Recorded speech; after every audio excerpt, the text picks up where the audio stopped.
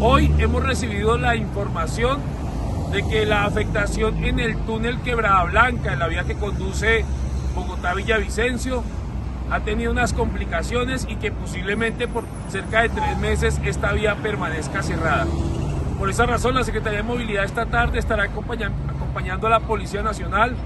para tomar acciones de manejo de tráfico que le permitan a los viajeros, sobre todo en estas fechas, poder llegar con tranquilidad a su destino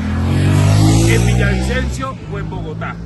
Estaremos haciendo el recorrido e informando cuáles serán las acciones de tráfico y tránsito que tomaremos para garantizar la movilidad.